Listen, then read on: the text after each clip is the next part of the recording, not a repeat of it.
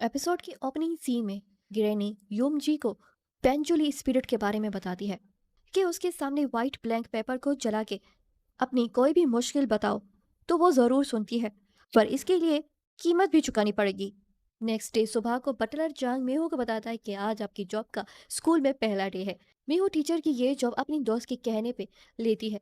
Mayhew Buttler जांग को बताती है कि उसने एक बॉडीगार्ड हायर किया है, और जब वो उसे बांध से मिलाती है तो वो हैरान और परेशान हो जाता है। वो बांध से हाय हेलो करता है, लेकिन वो उसे इग्नोर करके चला जाता है और कार की बैक सीट पर बैठ जाता है। मेहू से कहती है कि एज अ बॉडीगार्ड तुम्हें गाड़ी चलानी चाहिए, लेकिन बान को कार चलानी नहीं आती। ये सुन के मेहू उसका मजाक उड़ाती है।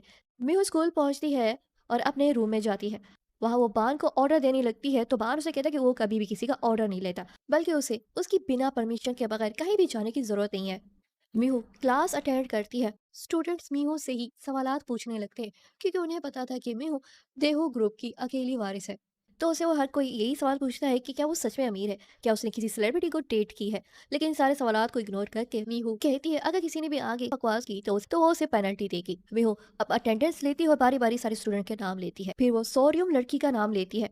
योम जी उसे बताती है कि वो एब्सेंट है। फिर वो भी क्लास स्किप करके चली जाती है। योम जी सोरियम के घर जाती है। सोरियम की बॉडी पे मारपीट के निशान थे। योमजी कहती है ये उसी ने ही किया है, तुम अपने बॉयफ्रेंड से ब्रेकअप क्यों नहीं करती या पुलिस के पास चलो। सोरियम कहती है कि उसने कोशिश की है। फ्लैशबैक में दिखाया जाता है कि योमजी अपने बॉयफ्रेंड यून, जो उसी के साथ तमारा हाई स्कूल में पढ़ता है, डेट के बहाने वो सोरियम की पिक्चर्स और वीडियो बना लेता है, और इन्हीं चीजों को लेके वो उसे ब्लैकमेल, स्टाकिंग और मारता पीटता था। सोरियम उससे अपनी जान छुड़ाना चाहती थी। सबूत के लिए वो उसकी रिकॉर्डिंग भी करती है, लेकिन उसे पता चल जाता है और वो उसे बहुत मारता है।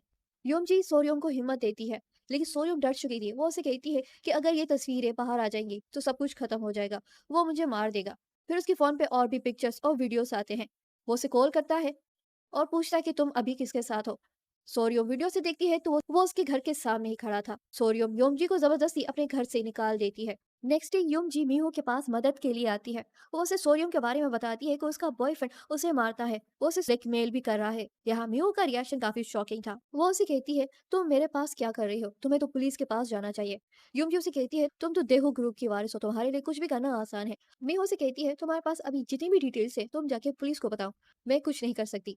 बटलर जॉन ग्रीनी के रेस्टोरेंट में जाता है। वो उसे कहता है कि मैं वॉन जोंग के लिए काम करता हूँ। उसे देख के ही वो उसे पहचान जाती है और कहती है कि मुझे तुम याद हो, जब तुम यंग प्राइस थे तो डीमन से तमारा विलेज को बचाने आए थे, जहाँ वो पहली बार बान को देखता है जो डीमंस को मार रहा था। बान उसे कहता है डीमंस को मारना तुम्हारे जैसे इंसानों की बस की बात नहीं है, तो तुम यहाँ से चले जाओ। बटलर जॉन ग्रेनी से कहता है कि उसे डर है कि कहीं बान फिर से वोन जोंग यानी कि मीहू को कहीं नुकसान ना पहुंचाए। ग्रेनी कहती है सिर्फ बान ही उसकी हिफाजत कर सकता है, अगर वो ना होता तो आज वो मर चुकी होती। वो उसे बान पे ट्रस्ट करने के लिए कहती है। यून सोरियम की मोबाइल पे उसकी और भी तस्वीरें और पिक्चर सेंड करता है। सोरियम डिप्रेशन में चली जाती है, हत्या कि वो अपने आप को मारने का भी सोचती है। योमजी सोरियम को उसके कमरे के बाहर बेंजुली स्पिरिट के बारे में बताती है कि अगर तुम उसके पास जाकर प्रे करोगी और अपनी प्रॉब्लम उसे बताओगी तो वो जरूर सुनेगी। दरवाजे के बाहर वो व्हाइट ब्लैंक पेपर रख के चली जाती है। सोरियम बेंजुली के फॉरेस्ट में आती है और बेंजुली की ट्री के सामने प्रे करती है। तभी बान की तलवार हिलने लगती है। बान और ग्रेनी को किसी इविल स्पिरिट के होने का एहसास होता है। बटलर चांग मीहू और फादर योहान को एक दूसरे से मिलवाता है। बटलर चांग मीहू को बताता है कि योहान उसका नेफ्यू है, और उसे ये भी बताता है कि फादर योहान आज से हमारे साथ ही रहेगा। दोनों बातें करते हैं और बाद में ड्रिंक भी करते हैं। नशे में मीहू बान को पुकारने लगती है। वो गिरने वाली थी कि बान आके उसे पकड़ लेता है। फादर योहान पहली बार बान को देखता है। नेक्स्ट मॉर्निंग मीहू जब नींद से जागती है तो फादर योहान को प्रे करते हुए देखती है, और यहाँ से पता चलता है कि वो प्रेस्ट है। मीहू स्कूल के लिए रेडी होके गाड़ी में बैठती है। फादर योहान भी उसके साथ चलता है। बीच रास्ते में बान की तलवार हिलने लगती है तो वो मीहू को गाड़ी रोकने के लिए कहता है। मीहू गाड़ी रोकती है और बान पहाड़ों की तरफ चला जाता है। स्कूल में मीहू की गाड़ी के सामने योमजी आ जाती है। योमजी उसे मदद के लिए कहती है। वो उसे बताती है कि सोरियोम को किसी ने पोजेस कर लिया है। वो मीहू और फादर योहान को बेंजुली के बारे में बताती है। मीहू बेंजुली की स्टोरी पे यकीन नहीं करती और कहती है कि क्लास खत्म होने के बाद वो सोरियोम से बात करेगी। योमजी उसे कहती है तब तो बहुत देर हो जाएगी, हमें अभी ही कुछ करना होगा।